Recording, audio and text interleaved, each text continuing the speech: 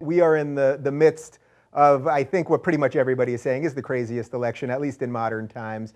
As a true outsider who made it through the bullshit, you got through the system, ran on the Reform Party ticket, 99, became governor of Minnesota. What do you make of, just before we get into the two of them, what do you just make of the state of the system at the moment?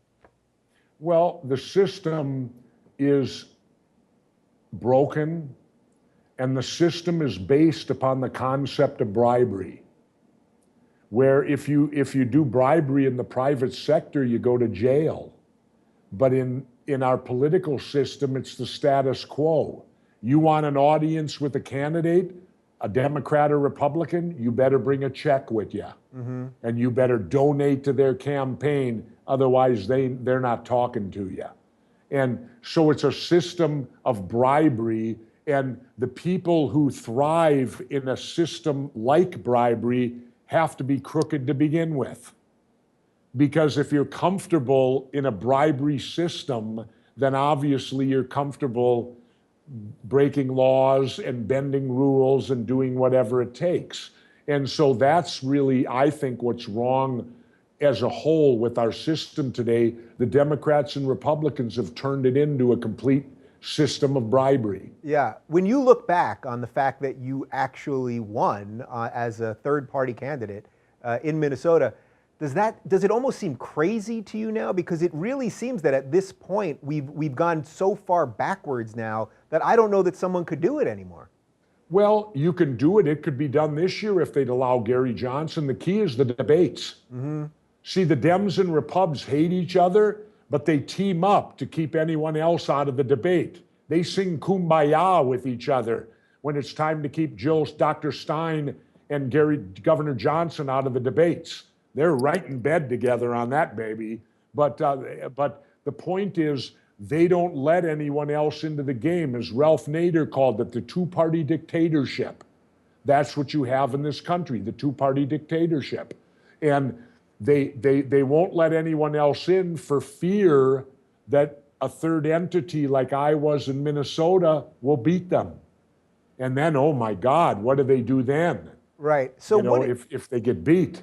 Yeah. So speaking of getting beat, I mean, Hillary beat Bernie, but we know that the DNC... No, she cheated. Right. So we know the DNC was in on it. So yeah, the DNC, it was fixed. It was fixed. Bernie wasn't going to win. They got superdelegates. And the minute I heard about superdelegates, I said, what are these things? That's the fix. So the fix was in. Bernie didn't have a chance. Hillary was going to win, and they fixed. And who did they blame? The Russians. Right. They blame the messenger, not the message. If they hadn't wrote those emails, could anyone have hacked them? Mm-hmm. No, they wrote them. And then how do they know the Russians did it? Wasn't that convenient? Let's blame the Russians. Are the Russians that concerned over whether Hillary or Trump win?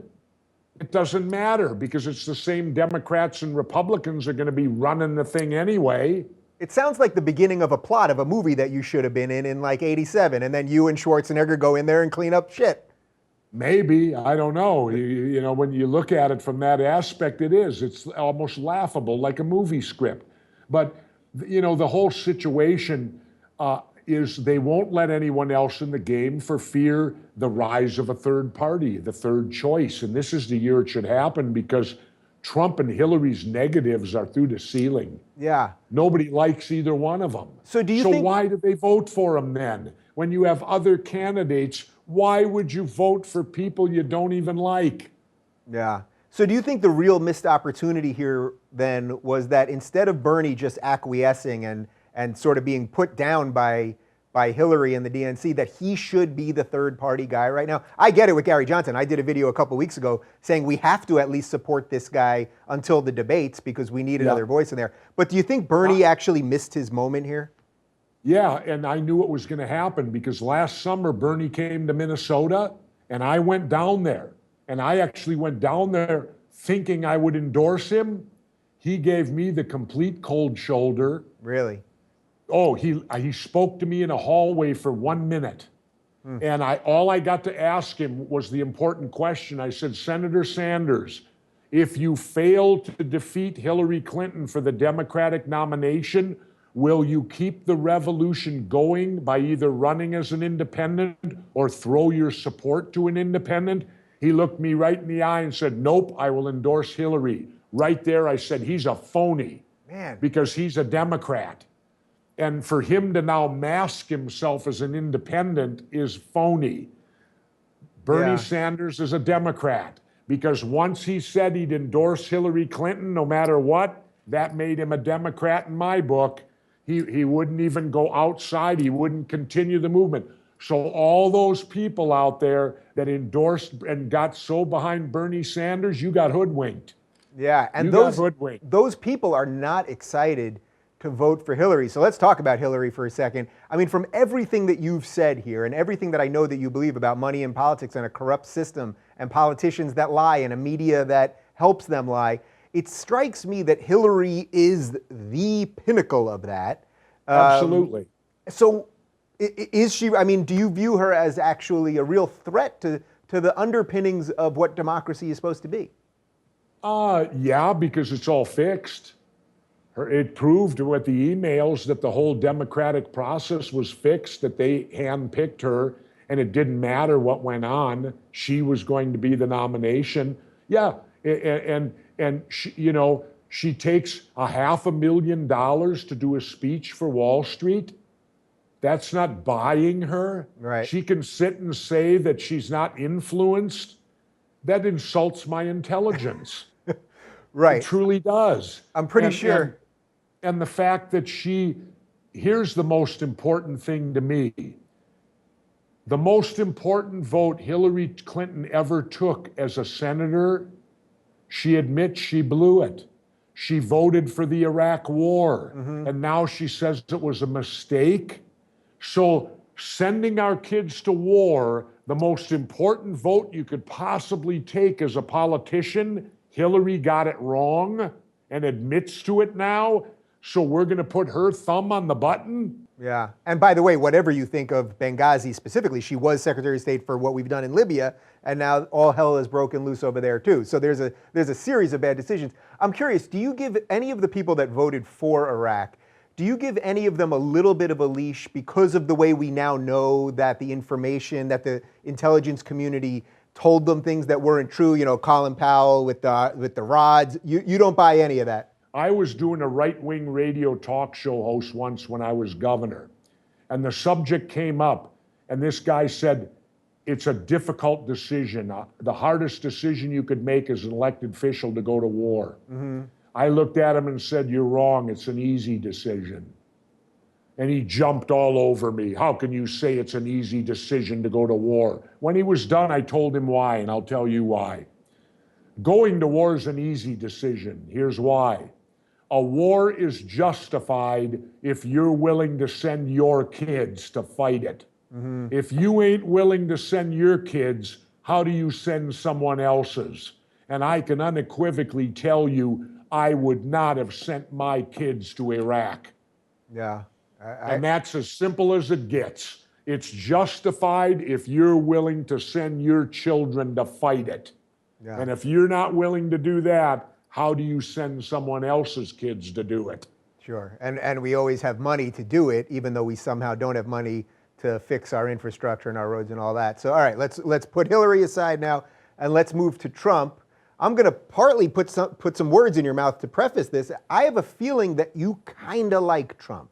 That just on the outsider part of it, the wrestling part of it, the breaking the system, getting through the bullshit, saying things off the top of your head, for that portion of it, I'm going to say that you're pro-Trump. Absolutely. Yeah. And I like what he's done. I like he's fractured the Republican Party, just as I liked it when Bernie fractured the Democrats. Remember something, Pat Buchanan and the Republicans destroyed the Reform Party. When they came in 98 or 2000, Pat Buchanan brought his minions in and they had a mistake in the Reform Party. You could become a same-day delegate. So he brought in all his people, got the nomination, took 30 million of our dollars and never even ran. Guess who watched all that? Donald Trump. Because Donald Trump came and supported me in Minnesota in 98. Donald ain't a Republican, he's an independent. Right. He just joined the Republicans like Bernie joined the Democrats. Well, Trump watched Pat Buchanan destroy the Reform Party. He essentially now did the same thing to them, right back in their face. He came in and destroyed their party of what it used to be. So I cheer him for that. Now, I've known Donald for 25 years. I consider him a friend. But will I support him? No, because we differ completely on the Middle East. I'm anti-war, get out of there. They're going to go to war. No matter which one of these two people you elect, 4 years from now, we're still going to be at war. But having said that, I also differ with Donald on immigration. I live in Mexico half the year. I love Mexicans. They're wonderful people. I don't want to live in East Berlin. Right. We're going to put a wall up. Excuse me.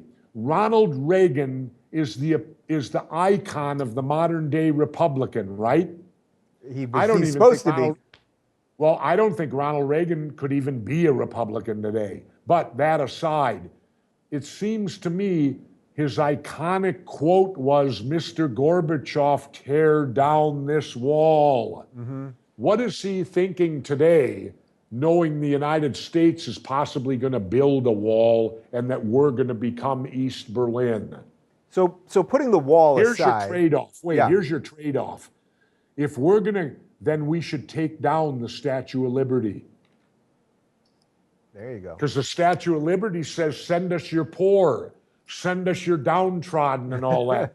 Well, we obviously don't want them, so let's take down the Statue of Liberty. It's outdated today. Right. I mean, isn't that the whole point of immigration? Usually countries don't send you their brightest and their best, but it's the people that need help, and that's why most of our ancestors came here. The people who come here to make their way, to go after the American dream.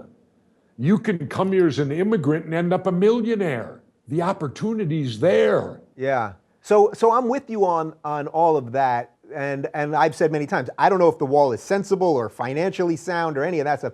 Wait, I'll tell you how sensible it is. Yeah. You build a 30-foot wall and I'll find somebody with a 31-foot ladder. So it's good for the ladder people too. No. It does work though. You want to know how I know it works? Because centuries ago, they built the Great Wall of China and there ain't one Mexican that I know of that's gotten over it. That is a good point. That's I can't think of. I'm gonna have to Google that after and find out what's what. So I know a certain amount of people are going to hear you and they're going to say, wait a minute, Ventura wants open borders and blah, blah, blah. What would you say about, because you also don't trust the government, so it puts your position in an interesting spot, because I'm with you, but then it comes to, all right, well, how do we vet people properly? And I don't trust that the government will do it properly or knows how to do it properly or even can do it properly. Well, government's about compromising. So I'll give you my compromise, okay? You have to bring home and close our 178 military bases throughout the world and bring our kids home, and then use our military to protect our border. I heard an interview where a BBC guy was grilling President Putin of Russia, Vladimir Putin, and he was really getting on him about Russia's aggression. And Putin very calmly said to him, well, let's really talk about this openly. Russia has 2 military bases outside of the country of Russia. The United States, I believe, has something like 178. Who's the aggressor? Yeah, I mean, Bill Maher says it all the time. It's like, we still have 40,000 troops or something stationed in Germany. The war is over. Yeah. The war is over. And the point is, who's the aggressor? Yeah. Yet we accuse Russia of being aggressive. I would shine the mirror on us and say we're the aggressors. 178 bases throughout the world. For what? Bring them home. Close them down. So if enough people... Let the rest of the country defend themselves. Yeah. So if enough people heard that message, how do you actually do it? Because I think a lot of people hear the spirit of what you're saying and say, yeah, it doesn't make sense to do all this stuff. But how do you actually untie all of this stuff? Well, Ron Paul, I remember when Congressman Paul was opposed to the Iraq War, and they said, well, we're already in there. How can we get out now? And I thought, Congressman Paul had the greatest answer in the world. He said, we marched in, all we have to do is turn around and march out. Yeah, but do we bear some responsibility then? Because although I obviously was... what? Well, like, for example, so when we went into Iraq originally, by the time Obama had us pull out, it was doing better. They were having free elections and all that. Then we left in haste, and now it's basically a war zone again. So it's like, we're damned if we do, or we're damned if we don't. We got in, and then we left in a messy way, and now it's worse. Okay, Jesse's going to give you the lesson on the Middle East now. Bring it, brother. I spoke once, and I had a woman come up to me after Muslim. And as Bill Maher said, she was decked out in the beekeeper suit. Right. But her face wasn't covered, but she had all the Muslim attire. Young woman. She walked up to me when I was done speaking, and she said to me this. She said, you understand the Middle East. Why doesn't anyone else here? And now I'm going to explain it to you. What you have in the Middle East today is blowback. It is blowback from colonialism. You have to go way back to then. When Europe colonialized the whole world and went through that, when they got to the Middle East, they made the countries to benefit them, the Europeans. They didn't make the countries to benefit the people who lived there. You had three warring factions there, the Shiites, the Kurds, and the Sunnis. Rather than giving them all their own country, they put all three of them in every country. Yeah. So the wars continued on and on inside the borders of the countries. So the only way the countries could be governed was by a dictator. Then the United States comes along and decides we're going to remove the dictators and give them democracy. People who wouldn't know democracy if it bit them on the ass. We take out the dictators, and what do you have now? Total chaos and total disruption of the entire region. And when will the United States look in the mirror and take ownership for what's gone on over there? But we don't bear the ownership, do we? ISIS exists because of what we did.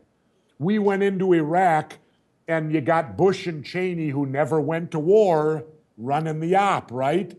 Well, anybody with any knowledge will tell you, you don't disband the military like we did. We put them in unemployment. Right. Bremer went over there and kicked them out the door. Well, they then went up and formed and became ISIS. If you invade someone, you keep the military intact, because it's a strange thing with military. Military will follow who's ever in charge. That way you got the whole Iraqi army is still on the payroll. They can feed their families. They're going to do what you want them to do. Instead, George Bush and Dick Cheney and Bremer cut them loose. Yeah. And now we won't take responsibility. We created ISIS. Look, if you want one other example of that, it's that we have a military dictatorship now after they tried democracy in Egypt, and it's one of the only stable places. Governor, I know you have to go, so real quick, who is winning this election? I want the official prediction right now. Well, I figure Hillary probably, because it's fixed. You know, well, her nomination was fixed. Why wouldn't you believe the rest of the election's going to be fixed the same way? We shall see. All right, well, it's always a pleasure talking to you, Governor. I know you got a long day of press ahead of you, so I want to thank Governor Jesse Ventura for joining me on the show this week. And you guys can check out his new book, The Marijuana Manifesto, Jesse Ventura's Marijuana Manifesto, in the link that is right down below. Thanks again, Governor.